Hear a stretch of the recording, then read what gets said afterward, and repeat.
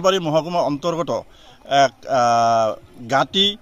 আমাৰ বাগান খাৰেজনী মৌজা গোটেই খাৰেজীয়া অঞ্চলত লেবু খেতিৰ ইমান প্ৰভাৱ ইমান উন্নত এই লেবু খেতিক আজি কৃষিমন্ত্ৰীয়ে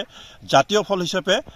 স্বীকৃতি প্ৰদান কৰিছে আৰু এই স্বীকৃতি কৰাৰ কাৰণে আমি কৃষিমন্ত্ৰীক ধন্যবাদ জনাইছোঁ আৰু তাৰ লগতে এই লেবু খেতিৰ কৃষক কেৱল লেবু খেতি বুলি নহয় আৰু কৃষকক এই লেবু খেতিৰ যাতে উচিত মূল্য পায় বজাৰত আৰু এই উচিত মূল্য বজাৰ পোৱাৰ কাৰণে আমি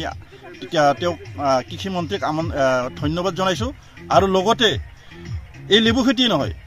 বিভিন্ন খেতি আছে আমাৰ ইয়াত বিভিন্ন খেতি এই সকলো যাতে খেতিবিলাকক শাক চব্জি আদি কৰি গোটেই যাতে উচিত মূল্য পায়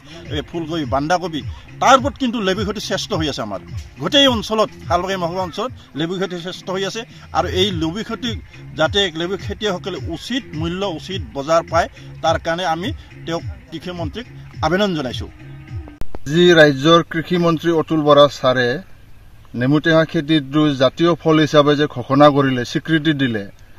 সেইটোৰ কাৰণে আমি কৃষকসকলে বহুত আনন্দিত হৈছোঁ। গতিকে এই হিচাপে আমাক বজাৰটো এই হিচাপে যদি গঢ়ি দিয়ে আমি লাভৱান হ'ব পাৰিম কাৰণ আমি বাক্সা জিলাৰ শালবাৰী মহকুমাৰ লাবডাংগুৰি কাহিতমা ভালাগুৰি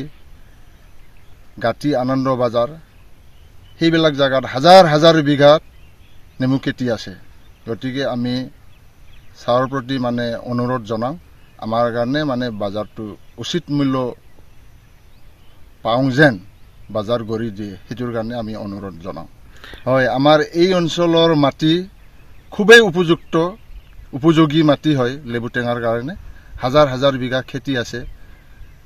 খেতি থাকিলেও আমি মানে সময়ত বজাৰ মূল্য একেবাৰে নাপাওঁ গেলি পচি এনে যায়। আজি যে মানে ৰাজ্যিক ফল হিচাপে ঘোষণা কৰিলে সেই প্ৰতি আমি বহুত ধন্যবাদ জনাওঁ কৃষিমন্ত্ৰী ছাৰক।